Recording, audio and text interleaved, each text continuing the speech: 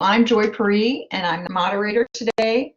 And I want to welcome you to the Misplaced Generation, home our young adults. Our facilitators today are Miranda Baker, Reverend Yatana Finnegan, and Reverend Linda McLeod. And so I want to turn it over to them, let them get going. Welcome. All right. Hi, everybody. As Joy said, I'm Miranda Baker. I am from Unity in Greensboro, North Carolina. I am a certified spiritual educator and am currently serving as the Outreach Development Director for Southeast Next Generation Unity. Hi, everyone. My name is Reverend Watana Finnegan, and I am the Youth and Young Adult Consultant for the Southeast region. And so glad that everyone is a part of this very long and interesting and exciting project. And we are looking forward to sharing this information with all of you. Hi, I'm Reverend Linda McLeod, and I am currently the administrator and pastoral care minister for Unity Temple of Truth in St. Petersburg, Florida.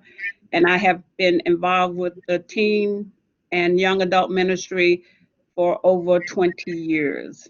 So to give you all a little bit of background, we have been working on this survey for about a year. The survey went out to ministers, regional consultants, YOU sponsors. It was given out to the seniors at IYOU this year and last. So we've really been trying to get it out there across the US and Canada to get as many young adult voices as possible. So this is a culmination of all that data that has now been processed and analyzed to be presented to you all.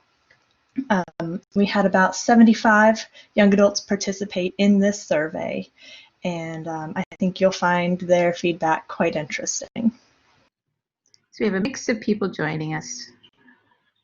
I'll share a little bit about me before we get started. I have been working with the young adults and teens for about 22 years, and I was surprised at how many of my teens that I had worked with didn't come back into church, or they didn't come back until they were in their they were raising kids, or they started to get involved in YFM.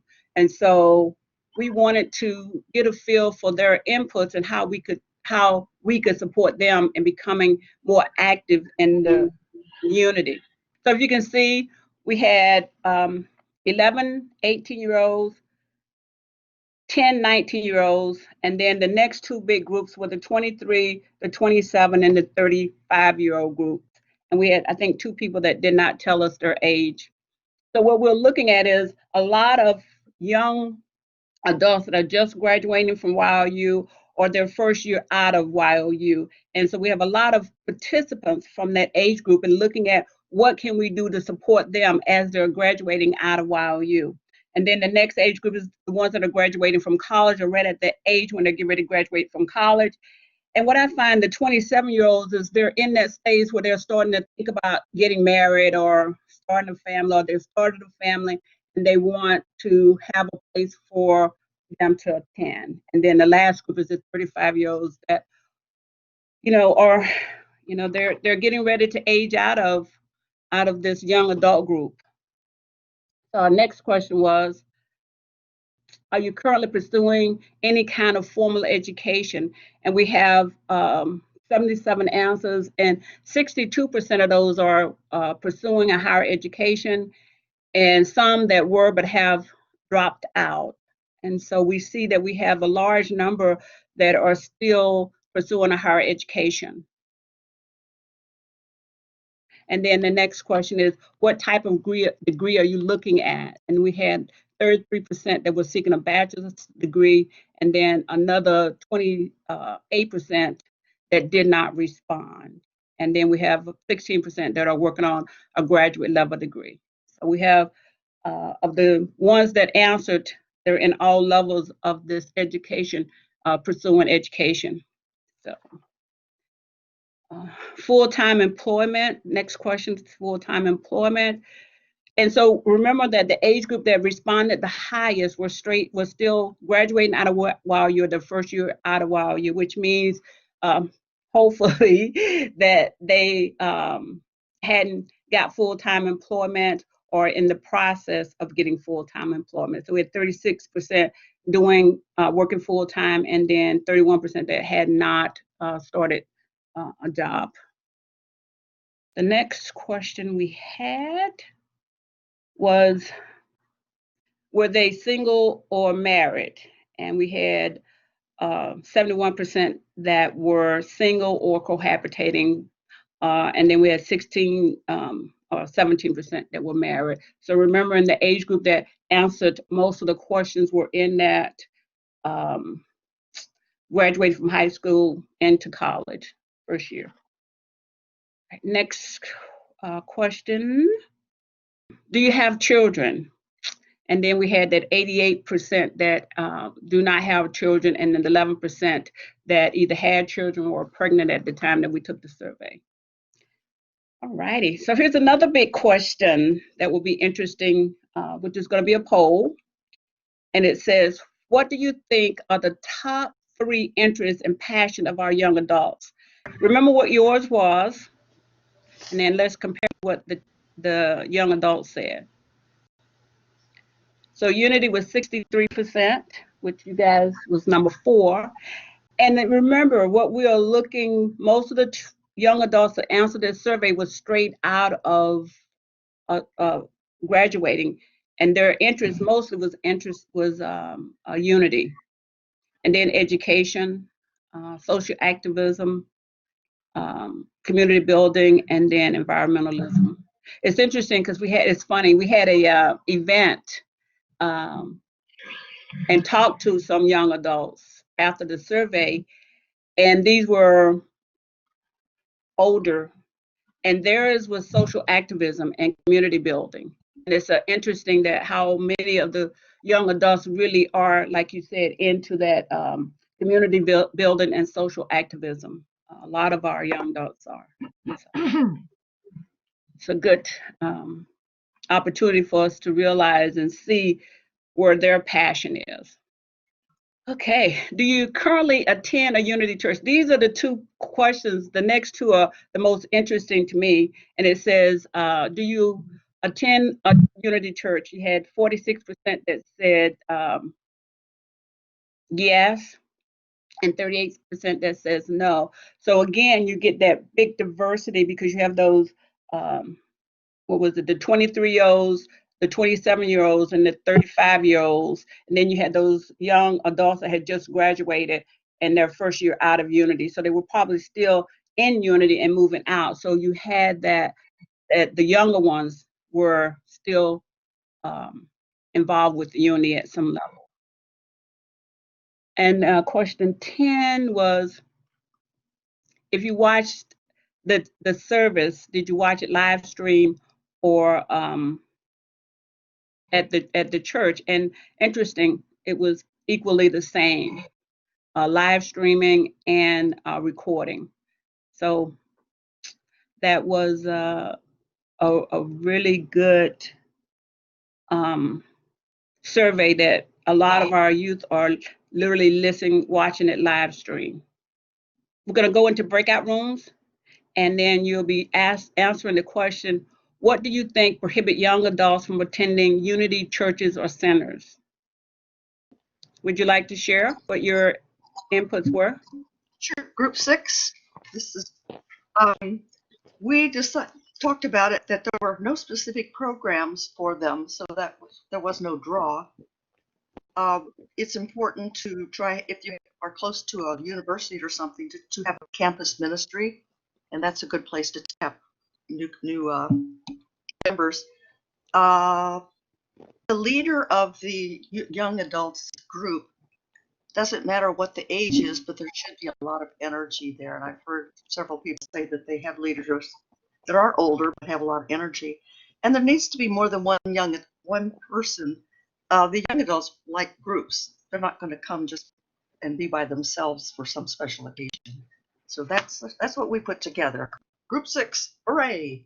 What I said was social media. I heard a couple of other people say that, and also they were saying that, oh, well, what we offered them was not what they wanted. And then someone said, uh, uh, even if we offered what, maybe we weren't offering them how they needed it to be offered. So that's what I remember as coming.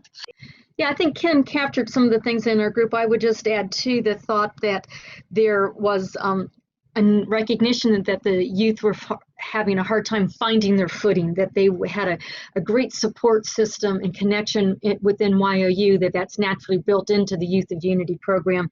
But then that totally disappears, and so it's hard to find their footing and being integrated into the larger or the other part of Unity. And yeah, that we are not offering what they want or in a format of which they want. And was also noted that they come back at key life point cycles. That when they're married, it come back to the church to be married there, come back to have a child christened. And oh my goodness, this child needs some spiritual education. When they get a little older, they come back then too. So those were some of the things talked about in our group. Okay, thank you. I have Danica. Hi, y'all. I'm the token young adult here. So our group came up with the absence of seeing other people from our own community, and that kind of makes us feel like the other is one of the people. I really like that phrase. Is like feeling like the other. Another thing that was brought up was timing on Sunday mornings. Like, what college student wants to get up at like however time, because we lose that that habit of coming. Also, like life milestones such as like college make it harder because you have to do like your schoolwork and stuff like that.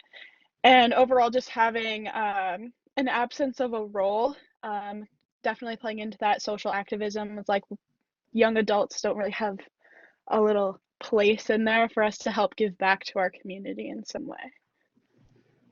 Thank you.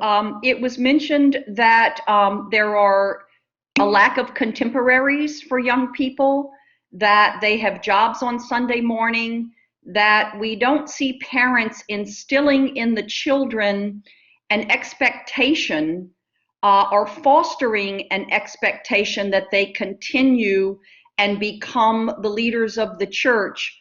Also, I think Danica spoke to this when I last was involved. I went to a regional YOU conference.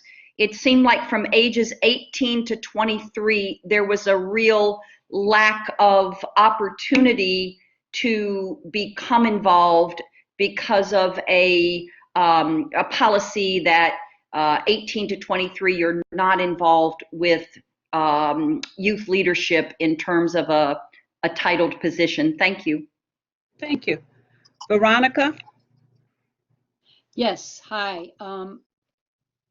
We only had time for a couple, but both of us that spoke talked about there wasn't, that both of our communities are more elderly than anything else. And so we don't have any really very young. We've got some in their 30s, but I mean, 20s, we don't really have any. Some of the feedback we've been getting is that they don't really want to get up and come to church, but they like the live streaming. So we've had a little better chance now that we are doing live streaming, and they're the other person talked about that because the kids are of an electronic generation, they speak differently and they just don't feel like they fit in, and there's no youth programs available. So that doesn't help. Thank you. Uh-huh. Raul? Yes, in our group, Akosa and I were talking about the need for focusing at certain times where the young adults actually need to be a part of church, which is later than 9:30 or 10 o'clock or 11:30. So maybe some services that will be provided in the afternoon would be a great opportunity, or even a Saturday afternoon, to get them to be involved. The other thing that I said was that there's a lack of real marketing for young adults. Unity has fantastic silent unity, videos. And in fact, we really need to focus on, not only for young adults, but even for children, more material that's actually focused toward marketing, videos, information booths, different things that we could do with the colleges and schools to invite young adults to be a part of it. So that's something that to think about. I've looked at it a couple of times and seen that young people really enjoy the visual, and they need that visual to see how they're going to be a part of that community. Thank you. Susan? We had 3 people in our group, and we had one positive who said right before COVID that his teens were wanting the physical contact and wanted to be there. So that was really a great thing that came out of it. Another one, and myself both agreed that the kids are focused on their own community. They have their own Snapchat, they communicate, and they continue to do that rather than come back after they've graduated, because they have their own community that they communicate with. One of the things that also came up with is YOU is such a safe place for these teens for 4 years. And it's kind of like their own bubble. And when they graduate out of YOU, it's a challenge because they feel a disconnect from the congregation because they've never really been a part of the congregation. So that came up as well, which is kind of like their own little community, and they're trying to. Their lives are changing as they get 18. They graduate from YOU. They graduate from high school. Some of them are leaving home for the very first time. They're going through many, many, many changes. And to come into a place that they really don't know much about, which is the congregation, it's a little challenging for them. And that was one of the things that we came up with as well. Thank you. I have spoken. Thank you. Bernadette. Well, good afternoon, everyone. Our group, we talked about the fact that, there aren't very many people in their age group in the congregation. That's been mentioned. But one person mentioned that her sons were attached to the minister that they had. And when they were no longer at that church, any other minister just didn't measure up to who they were attached to. Also, when you're in children's church, it's very casual. They're writing on the walls, you're laying in bean bags and all. And you come into the main church and you're sitting, it's a bit more formal. And someone else mentioned that they had some tables, round tables set up at the back of their church, and that they found that a young family who happened to come and wanted to keep their kids with them, the family would sit at the tables and would not come up into the more formal chair section of the sanctuary. So I think it's providing an atmosphere in our whole places that's a little bit more relaxed than maybe what some of us have grown up with. I grew up Catholic, you had the pews, but a little bit more relaxed atmosphere, and also that the kids, they'll attend live stream, they'll do it online. And I think the time that we have our services tends to be an issue for young adults. They may have been either studying or working or partying the night before. They don't want to get up and go to church. So that was our group. Interesting conversation. I really appreciate that, because I think you'll see the results of the survey. Not enough people my age. Number one answer. Number two, feel left out, excluded, or abandoned. And I like what somebody said was that when they leave YOU, we tend to not have a place for them to go except big church. And that's what they call it, big church. And so, yeah, very, very important that we figure the bridge between big church and little church. Okay, there's some good answers coming up, okay? Unity message no longer resonates. And they said that, but I've talked to a lot of them, and there's several messages out there, and I think you guys have talked about it, is activism. Social activism, and some of the other things that they are interested in, and they don't hear that in the church. So they want to be involved in those kinds of things, and a lot of the churches are not supporting that into what the teens are getting into, young adults. Represent styles does not resonate. The presentation style, that's a big one for me, and I think for a lot of the teens, is they're in YOU and Uniteen for 8 plus 4 years, and they're used to teaching themselves and they're leaders, and then they go into church and they are in the background, so they're no longer having that conversation. Now they're listening to someone else's message, and so it's working on understanding how to bring them into the larger community. And timing. So it's interesting about timing, because we say the timing at 10 o'clock, 11 o'clock is not good at time. But then the next question, I think, is going to show that that's when they're available. So the next breakout is, what do you think young adults wish was present in Unity churches and centers? Hi, everyone. Once again, I'm Reverend Watana, and we'll start with Jeannie Hunter. Just unmute. There you go. Hi, Jeannie. Hi there. And what did your group talk about? It was mentioned that we should come up with a more holistic approach, and that came up to be maybe do more activities than just on Sunday, and they wanted to learn about other faiths. And another one was they requested a variety of speakers, and so it was suggested that they get involved in the planning of the service sometimes. Mm-hmm. They found the adults sometimes were very judgmental, and the suggestion was very strong that ministers get more involved.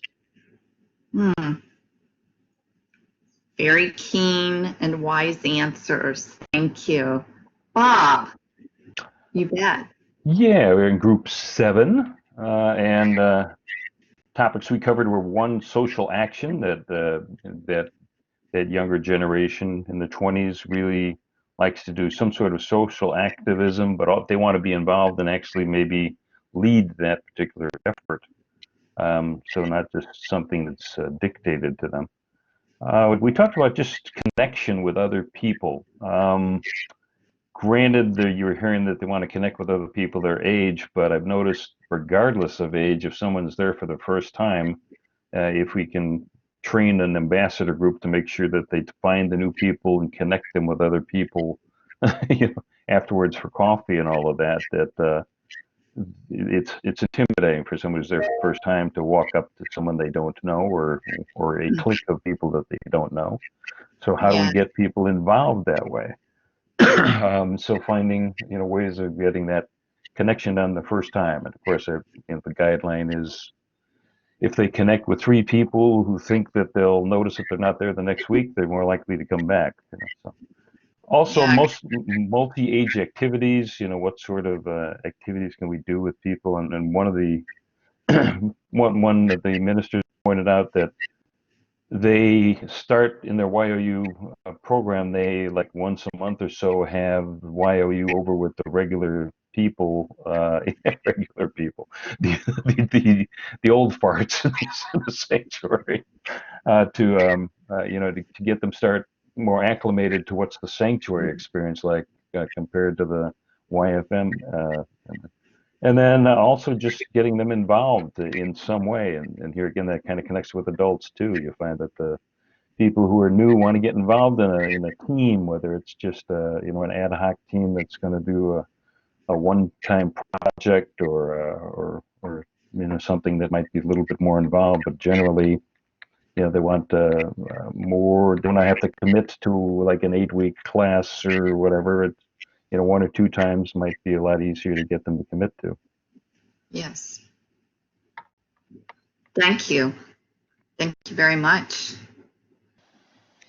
I think I was in group 2, and we were, these were the things that were suggested, that YOU or Uniteens, they noted that they, in their groups, they tend to talk about current events and things that are happening in their lives, and then suddenly they're in the big church, so to speak, and they're being talked to, they're not engaged, it isn't relevant to their lives, they just really feel maybe even kind of disoriented, it's not, it doesn't involve them, is kind of how they feel at those ages in particular. Someone noted that for the next generation, that group of people who are, outside of high school, who are moving into their lives one way or the other, the next generation, that having coffee time at the church might be a way to not only invite them together, but to kind of be able to maybe to discuss the lesson, discuss principles in their lives, or just discuss their lives with one another. That might be a way that's kind of helps them to mix together and helps them to become more engaged. That Sunday night might be a better time in their lives as well. A lot of people work on Sundays, and so Sunday, when church is typically offered, is not easy for them to get to.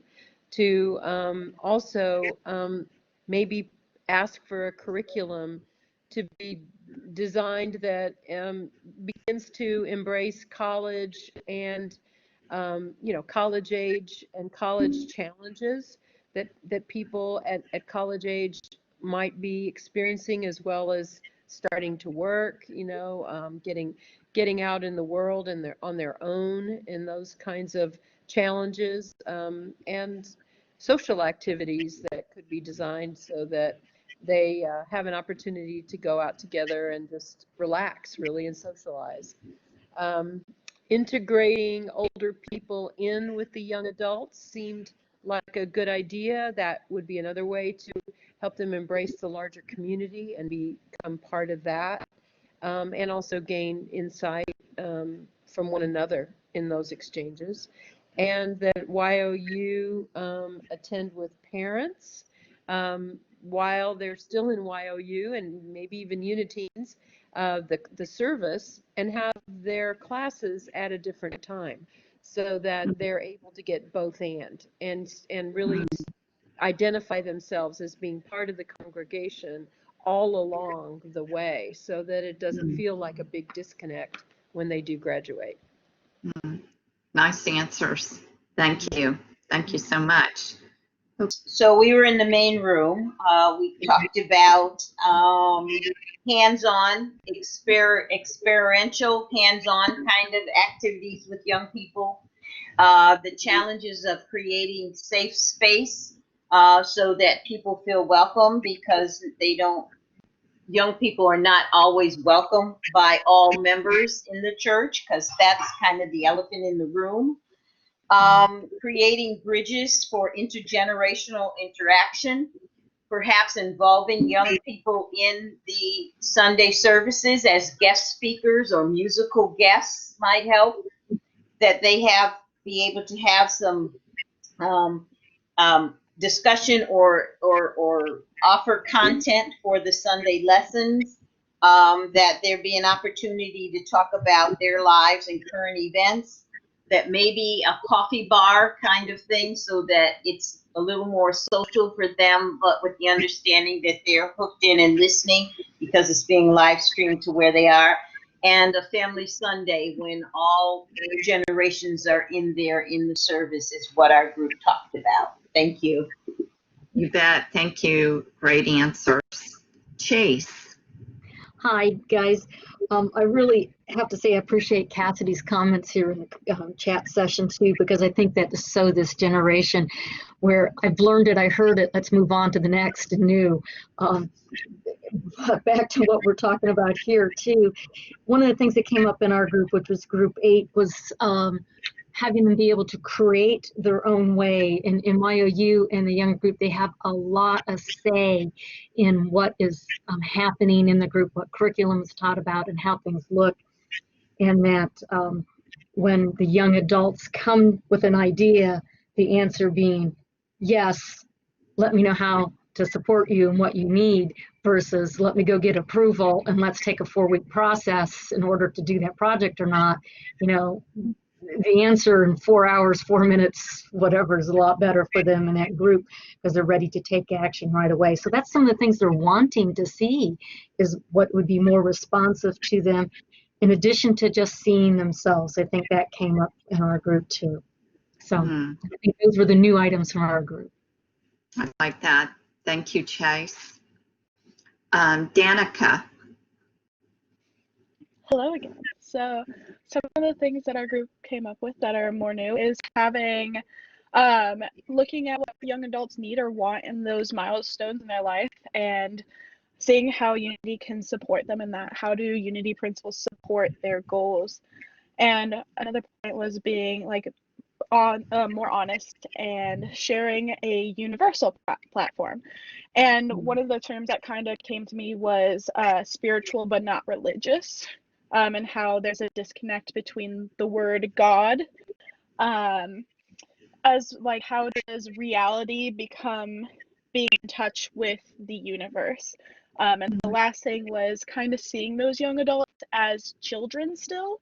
So as they move from the younger age groups, it's like, oh, you were so cute when you were a uniteen, but we're like going out into the adult world and it's not as much respect in, oh, hey, like when you greet people being like, oh, hey, how are you doing in your life, as opposed to this is how I saw you. Great response. Thank you. And Edith.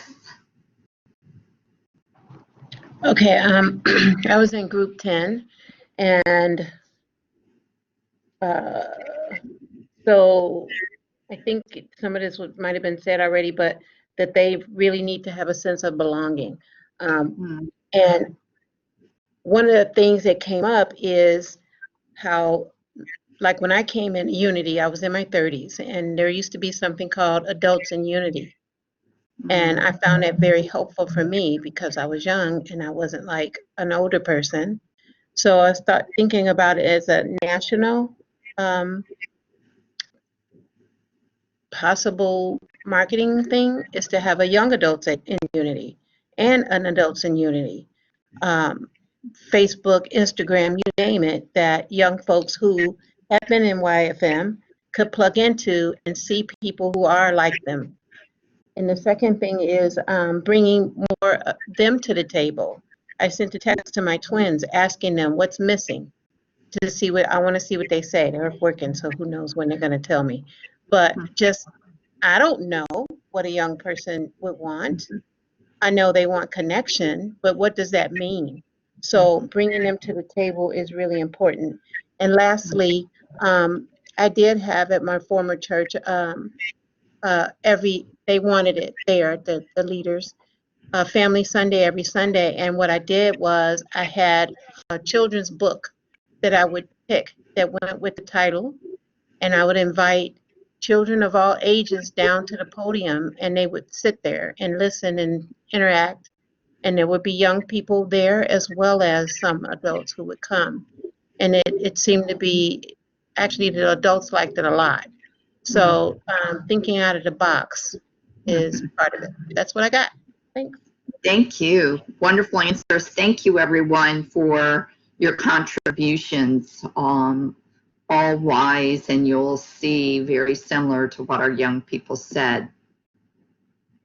This is what our young folks that took the survey wished was in their church or center. Of course, more people their age, better or current music. They wanted, and several of you brought this up, that they wanted an experiential, interactive type of worship, because you see through the ages, as Myrtle has said, we have it all within us. We just need to draw it out. And so in YFM, that's what we've been doing through the ages, is drawing it out, asking the open-ended question, and then having this deep discussion about biblical topics, relative topics. And so that is one of the things that are missing when they go back into the sanctuary. They want to be a part of that discussion. Importantly, they want to be welcome equally. And I think a couple of folks mentioned this, is that they wanted to be greeted as young adults, and that they also wanted that respect as a young adult, not what they were, but what they are today. And a couple of you mentioned that they can't always attend Sunday morning because they're working, they're in school, they're juggling multiple things, but yet they still want that connection. Speak less of God and more of spirituality. Use guest speakers that are under the age of 50. So kind of changing it up and have that representation. Excuse me just a second. To make it seem like they actually care about volunteers. If you're seeking volunteers and you have young people, those are the folks to go to, because they want to be a part of the action. They want to volunteer and be a part of that church or center experience. Have that balance in jokes, music, generation. The unity message, make it relative. How can it be applied to my life as I'm currently living as a young adult? Bring diversity in. Reach out to our graduates. That once, I talk to many young adults and those that are graduating YOU, and they just feel like they've had this connection, and now they've graduated out, they're in limbo, and they don't even have a net, so to speak, to fall back on, and they feel disconnected. Then I wanted to include this answer because someone mentioned about having different groups, and this one particular respondent said that there was a women's group, and although that this group wasn't the same age, it was a smaller group, and she was able to be a part of this and get to know this small group. So when they went back into the congregation, they at least knew folks. And I think that that's important in any type of group, is most people feel more comfortable in a smaller group and then go to the bigger pond, so to speak. And lastly, to make sure that you treat young adults as young adults, and especially once they graduate out of YOU, they are now young adults, and they want to be treated as such. Now this was interesting, that even though they're working, was there another day or time besides Sunday morning that would be more convenient to attend church? And the majority said no. We asked if they currently participate in activities outside of Unity as a young adult, and most of them don't. And it could be that they look at the activity as going to school, and that's their priority. So this has been a lifelong question. I've been a consultant. October will be 10 years, and this has been a daunting question for many. For the next gen, what would be the best age group? And right now it's 18 to 35. So when we gave the poll, 53% said that they would prefer their young adult ministry to be ages 18 to 25. And then the next group said 26 to 35. And we have found that distinction. Remember, in the very beginning of our program that we had 18 to 20-year-olds in the largest responding group, and we also had that 20 to 35 age group. So it seems normal to me that these would be the two distinctions.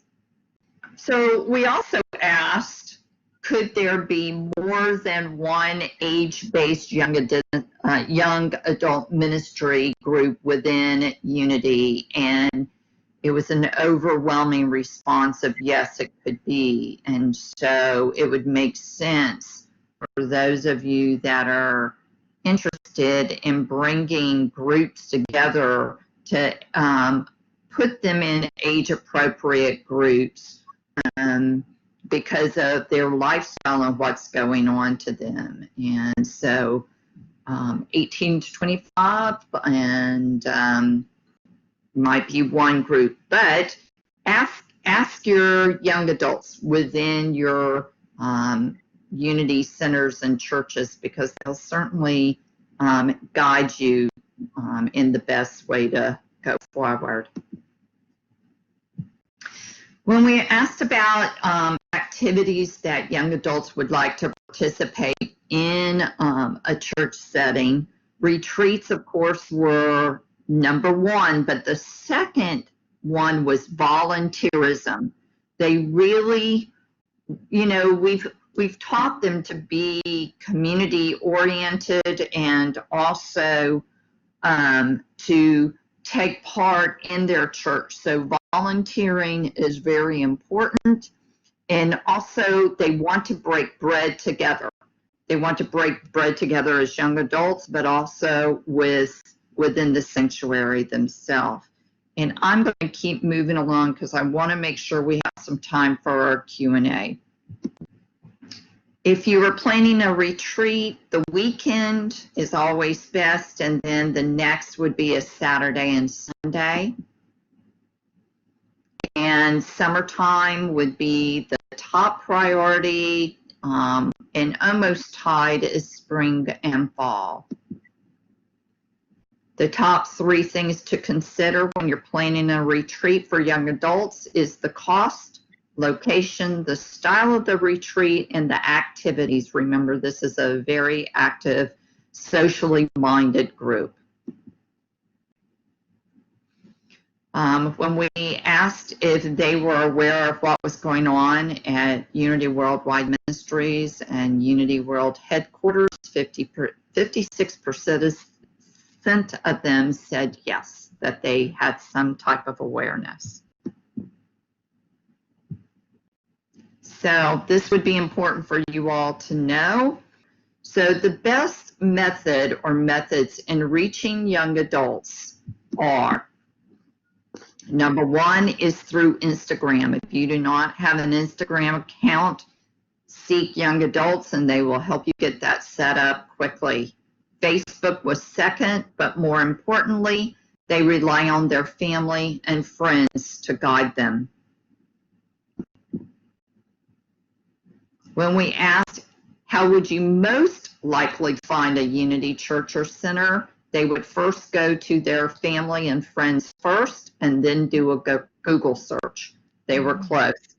So this is really important that, you know, when you want to find out the new restaurant in town, you're going to ask a friend how it was. Well, they're going to ask their friends and family, what about this Unity church that I'm moving into the area about? So with that, I know that I breezed through that a bit, but we wanted to make sure that we've asked and we've provided some information, but now we want to also give you some insight on application. And so from this point, I am going to turn it over to Miranda, our young adult that has worked on this project with us, to take it on. All right. So now you've got all this data, all the numbers swimming around in your head, and you're probably wondering, but how do we actually apply this? So after talking to a number of young adults, a number of ministers, YU sponsors, and really digging into the feedback, I came up with a series of 6 questions to ask your team, your leadership team. The first one is your information accessible? Can I look you up on the internet? Can I find you? What time is your service? What is your address? You'd be surprised how many places don't put their service times on their website. Right now with COVID, what is your live stream link? Can I find you? Are you listed in community church directories? Those actually exist. A lot of local magazines have them. If a young adult can't find you, then they can't be there. And that really goes for anybody, not just young adults. It's very important to get your information out there. From a marketing standpoint, it takes 4 touches. So somebody has to see your name mentioned at least 4 times before they'll consider going. So you want to get your name out there as much as possible. The second question, is the environment safe and engaging? And with safety, that's not just physical safety. It's also emotional safety. Is the language inclusive? Is the space inclusive? Is it inviting? Does it look like I'm walking into my grandma's living room? Or, a more traditional church setting with pews that might be triggering of past trauma or judgment? What is the environment you are creating? Is it one that reflects your message? And is it engaging? This is the age of Instagram and TikTok. Do you have some place that young adults can take pictures and post it on Insta? That also works really well for wedding and graduation photos. The third question is there representation? Do I see people that look like me?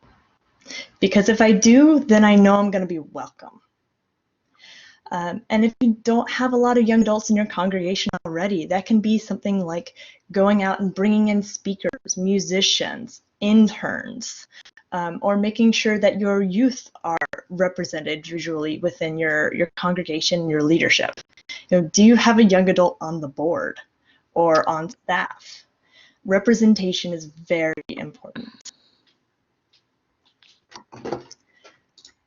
The fourth is there something to get behind? Young adults have been raised to care about things, causes, social action, justice. We want to care, and we want a community that cares as much as we do. So if I walk into a church and I see, here's your big bulletin board and your community action, here's where you're tithing, here's the collection for the local food tree, then I know you care. But having that publicly available, having that information out there so that we know all the good you're doing in the community, that's going to draw young adults in as well. Fifth is, are young adults made to feel valued and appreciated? This is that connection piece that a lot of y'all have talked about. If a young adult walks into the door, does somebody greet them and say, I am so glad you are here today? Because that is such an amazing feeling. And when you have a young adult walking in by themselves, it's a little bit scary. To walk in and sit by yourself is scary. So having that connection established, being able to feel welcome. And that goes just as much for your YOUers moving up. When they walk into big church, are they made to feel welcome and part of the community? Are they valued?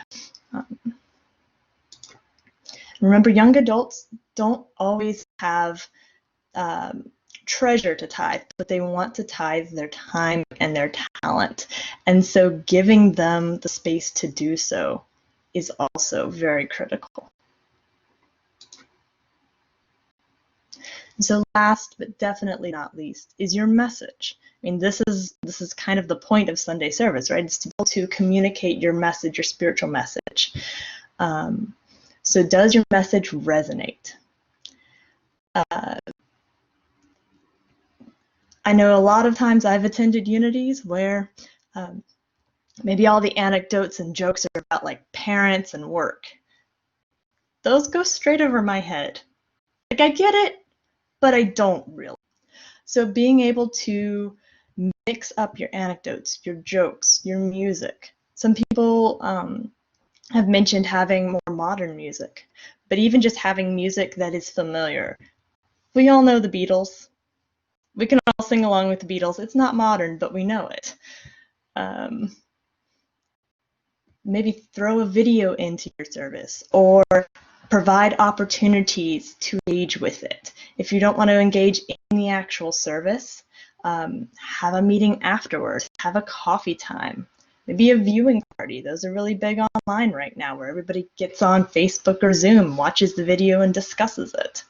Having those ways to engage with the material, take it deeper. Young adults also don't want to be preached at. They don't want the message over-explained. So taking that into consideration as well can really help make the message connect to your young adults. So I've put together a handout that Diane's going to email out to y'all. This takes each of those 6 questions, breaks them down, and then gives you a list of different action steps that you could apply within your own communities. And these are all from the perspective of like your leadership team making changes to become more inclusive of young adults. So even if you don't have young adults, this is still applicable. This can help you reach out to the young adults in your community, your city or town, and help you bring them in. So this document is going to go out to you all. I highly encourage you to sit down with your leadership team and really figure out what works for you, which of these suggestions apply to your unique situation, because every Unity Center is going to be different, and really delve into it. But if you do have young adults already, bring them into your team. They are your experts. They're going to have so many more ideas and so much more feedback on how to really make this work. But we have a couple minutes for Q&A. Oh, so I have a question for Miranda. So Miranda's been a huge part in like helping me to get into my region and like try and start NGU for my region. And what type of like language and stuff have you used to like empower youth like me to be able to go out and do that? So you're asking about empowering youth and young adults, right? Okay. I think in my own experience, a lot of youth and young adults I've talked to already are very passionate about this subject. So it's been more of giving them the tools and the resources to talk to their leadership, or like helpful suggestions on time management, because a lot of those people are former YOU leaders. They already have some idea of how to make it happen. It's just like where to start. Hi. Actually, mine is kind of similar to Danica's. Thank you. I'm wondering, I think NGU is wonderful and could answer maybe not getting young adults into the brick and mortar church, but a lot of the other issues can be resolved there. Why do you think NGU is not as popular or is not as successful as it could be? Or do you think it's successful? Hi, I'm Linda. I'm Reverend Linda, and I've worked with a lot of the graduating seniors, and one of the big issues is they don't have. We're missing, and we're working on that too, and that's why we're considering NGU is a bridge from the YOU to NGU to the next gen, and having if your church is mainly retired adults, it might not be, you don't have to go out and try to bring young people in, but if you have a community and you do a survey of your community and you find that there are lots of young adults out there that are interested in programs, one of the things that we suggested is ask them what would they like to be involved in. Have an open roundtable with them that says, hey, I want you involved in church. Tell us how we can support you, not how you're trying to draw them, but you want to support them. You want to give them an opportunity to be involved with spiritual growth and spiritual development and community. So you're there to support them with this process. You don't need them for more money and stuff in the church. And so, you're looking at, how do I engage these young people in this experience? How do I engage young people in this experience? Yeah, I think the success of NGU really just depends on where you are and the leadership at that time, because NGU can be very successful or it could not be. I mean, I've seen it go both ways. I think it really depends on how much support you have, both with your young adult population, but also the ministers and the leadership who are backing your young adults. Mm-hmm. Yes. Yes, and also with that, because this is such a great time to start an NGU program because we're all online and to be engaging. And there are a couple of NGU programs that are alive and well right now. And, you can look and see what they're doing, what they're saying, how they're meeting. And, it's a different form of engagement. It's thinking of a topic, having guest speakers, but also having discussion about what the topic is. And that's kind of what they're used to. I think Ernestine had a question. I just had a comment.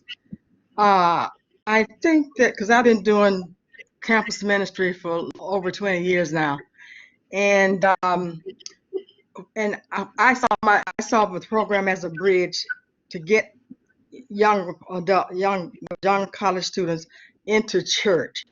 But I'm seeing after 20 years they're still not going to church, and so it has come to me this way: is that our churches, what we just got through doing right now, the topic we have, that somewhere down the line the churches need to look at themselves and look at what can they do that to then say to themselves, how can I be attractive to this age group? Not let the age group come into what's already there.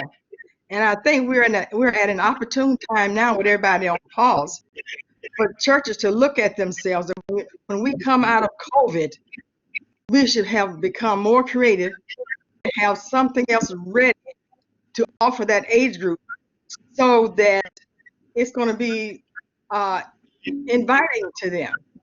So I just want what we just do now for this age group, for the NGU group, is for churches get together themselves and say, how can we do something different that's going to attract this age group? Because our truth is new thought is non-traditional, but our approach to delivery is old school.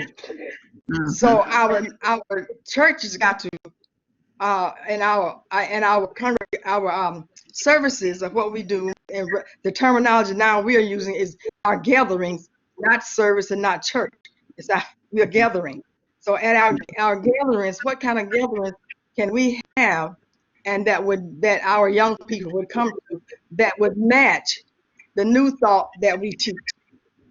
Okay. So well said, Ernestine. Thank you. I want to make a statement before they switch. A lot of people are asking the questions in the chat, 18 to 35. And I think, Wantana, you said that it's up to your community, whether you want 18 to 25 or 18 to 35 or 18 to 20.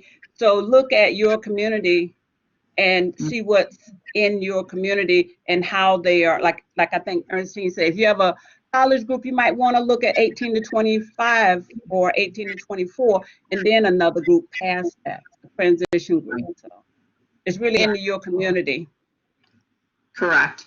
Because we were talking about that earlier, is if you have a college age group, you also have to look at a liability. You know, they're still underage, you know, until they turn 21. So, you know, look at that with the different programs that you do. But really, I think that your age group is going to really dictate and help you with that. And well, I just want to thank everyone for putting this together.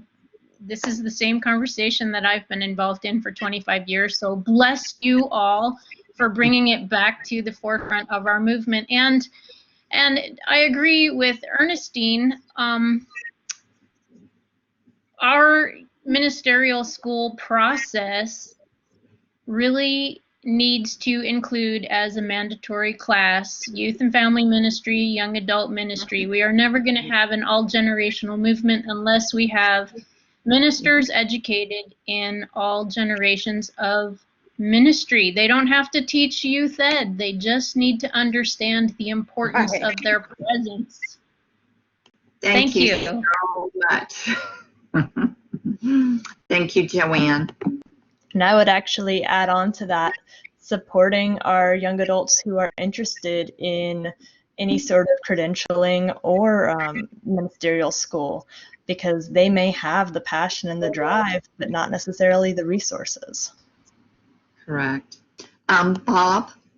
Hi, someone had just mentioned, you know, having it part of the seminary curriculum. That's great, but for a minister like me who's been out of the seminary for 18 years, I wanted to suggest something that Etana was familiar with. Back in 2018, when I came down here to Tampa, I heard that they were holding a training for YOU people. And so I got our YOU people together, and then I went along and spent all day Saturday with Etana, you know, learning, because that's just you're describing. It's like I want to understand what's going on in the other rooms these days compared to, say, 20, 40, 60 years ago. So that's one way you can familiarize yourself, is invest the time into going to one of these trainings. That's so true, and I remember that. We had a good time.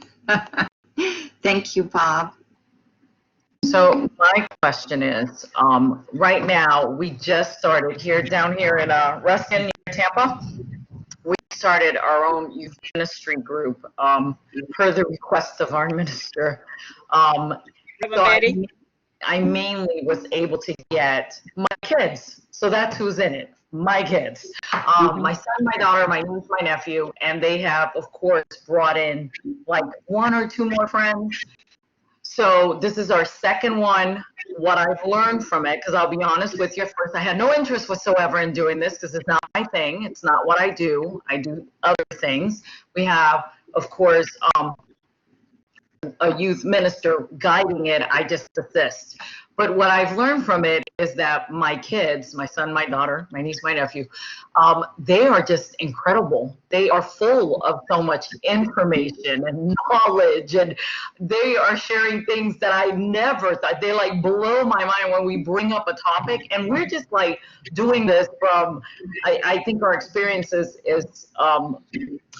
We're just learning. I don't want to lose them. God, 6 more sessions.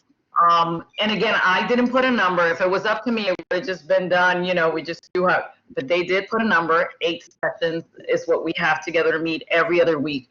Before we started the youth ministry group, I went ahead and did a survey with all my kids, and I went ahead and asked them, what would you like? What do you need? What would, if you would come to just run this pilot program and see if we can even do this in our community, are you willing to help? And when I said, would you be willing, I'm Puerto Rican, so I said, Titi, would you be willing to help your Titi? And then my kids, your mommy. And they were like, oh, okay, we'll help you. So, and this is from 18 to 26. So that's the age group I have. So my question is, how do I keep them to continue to come, which they are coming, but I feel like they're also doing it because I asked and we're family. even though they could say no, they don't get in trouble. And then two, interesting topics that we can, because right now we're following the eye of the storm, and it's going really well. They are enjoying it, and I do love the way Terrence does put that in us. So it's working really well. But I feel like there needs to be more. Like the last time I had a scavenger hunt, I said, go find something that's a spiritual connection to you. And they went around the house and found things that connected them to their spiritual connection. But I am losing, I feel like there needs to be more before I lose them, and so they can bring more friends. Now we have 2 more coming, so that's a total of 6. So how do I keep this going, and how do I make it succeed? Miranda would be great because she and 2 other young adults lead our next gen group for the Southeast region. I just want to thank everyone for attending today, and thank our presenters, Reverend Watana, Reverend Linda, and Miranda. Thank you so much. What a wealth of information, and it looks like great conversations to continue. So thank you, each of you, for participating. Have a wonderful day, everyone.